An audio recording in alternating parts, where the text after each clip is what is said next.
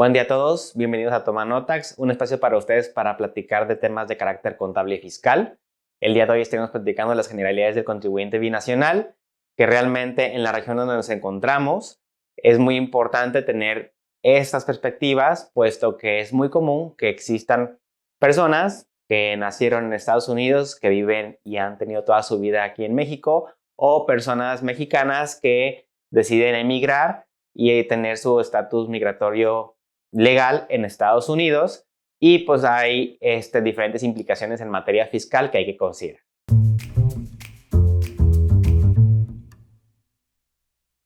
Si me voy al tema de personas morales o empresas, pues también vale la pena distinguir la diferenciación de la parte fiscal como empresa tanto en México y en Estados Unidos. ¿Por qué? Porque también hay muchos casos en los que una persona ciudadana americana viene y abre empresas en México, o viceversa, una empresa residente mexicana va a abrir alguna entidad en Estados Unidos, y de los cuales pues también habría que considerar cualquier efecto fiscal correspondiente. Entonces, primero que nada, una persona moral o una corporación, que es el equivalente aquí a una sociedad anónima, que es una entidad mercantil.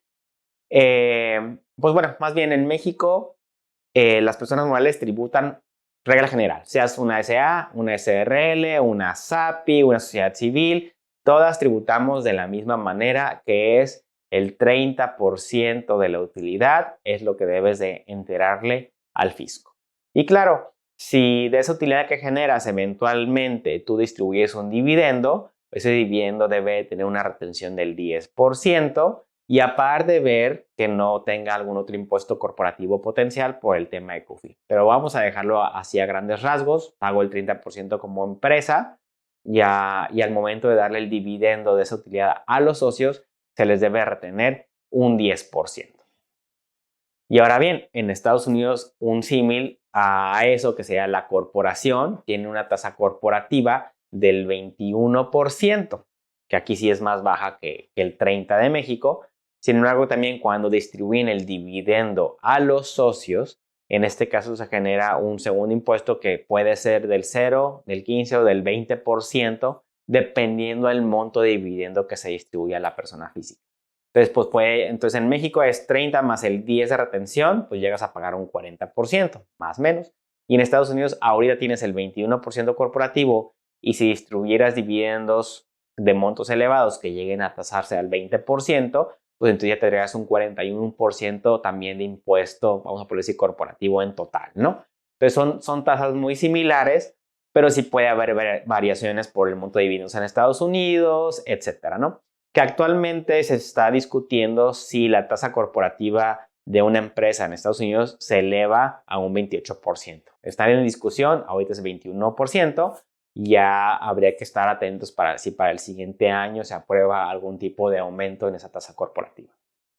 Sin embargo, también hay otro tipo de entidades en Estados Unidos, que es lo que conocemos como una S Corp, que es una corporación pequeña, o sea, S de Small Corporation, y esa corporación pequeña puede tributar como una entidad transparente para efectos fiscales, que lo hablaba hace rato, ¿no? O está la famosa Limited Liability Corporation, que sería una LLC, o Limited Liability Partnership, que sería una LLP, que esas tienen una figura de transparente para efectos fiscales. Recapitulando otra vez, que es transparente, pues es que la utilidad que se genere en la empresa no paga el impuesto a la empresa, sino que se distribuye a los socios en su proporción accionaria, y los socios en lo individual pagarán el impuesto al fisco. Entonces, en este caso, para las LLCs, LPs y S Corporations, pues esa utilidad la debe de informar el socio, y pues se les va a aplicar las reglas que ya platicamos hace ratito para las personas físicas. Lo sumarán, verán en qué rango de la tabla de impuestos se encuentran y pagarán el impuesto correspondiente. Ahora bien, para el estado o ciertos estados también se tienen tasas corporativas. Entonces, una empresa paga el 21%, una C Corp o una corporación pagará el 21% en Estados Unidos, pero a nivel estatal, ejemplo en California, pagará un 8.84%, y de la misma manera puede haber otros estados como Texas, como Nevada, que no graban un impuesto estatal a las empresas tampoco. Entonces habría que ver en qué estado se abrió la empresa o en qué estado está operando la empresa para determinar el impuesto potencial que pudiera tener a nivel estatal, ¿no? Y en el caso de las entidades transparentes, como al final de cuentas sus socios son los que están pagando el impuesto, habría que ver también pues, ese ingreso de qué estado proviene para pagarle el impuesto correspondiente al estado que corresponda por el ingreso que se generó en dicho estado, ¿no? Y algunos estados como California, independientemente que generes una utilidad o no, pagan un impuesto mínimo, lo que le llaman aquí el impuesto de franquicia. Entonces, si eres una persona una persona moral, una entidad y no generaste cierto nivel de ingresos o de utilidad, pagarás $800 en California. O si ya rebasas de cierto nivel de ingresos, a lo mejor ya no pagas esa franquicia de 800, sino de $2,500. Entonces ya va a hablar y habría que ver las reglas particulares de cada uno de los estados en Estados Unidos, según donde esté esta entidad. Entonces ya también a grandes rasgos podemos empezar a distinguir esas diferencias de tasas contributivas, aunque si nos vamos a nivel federal, pues ya vimos que pudieran tener cierta similitud en costo fiscal.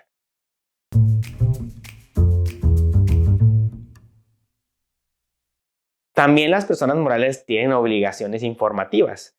Y si una persona moral de Estados Unidos es socia de una persona moral de México, también está obligada a informarle al fisco de Estados Unidos esa empresa en donde participa en México y qué porcentaje de participación tiene, y hasta dependiendo del caso, podría estar informando la parte de los estados financieros de la empresa mexicana en su declaración informativa de Estados Unidos. Y de la misma manera, si esa entidad mexicana se considera una CFC o una entidad controlada por socios americanos, entonces también será sujeta al famoso GILTI tax, que tendrán que estarlo pagando como corporación. No nos vamos a meter en detalle de la determinación de ese impuesto GILTI. Tiene muchas particularidades y también opciones de acreditamiento del impuesto mexicano en Estados Unidos en ciertos casos. Creo que amerita toda una sesión particular para eso. Pero ahorita es para poder distinguir esas generalidades en la tributación en México y en Estados Unidos y qué pasa cuando tengo esta particularidad de tener socios de países distintos o de un país o del otro en una entidad del otro país, ¿no?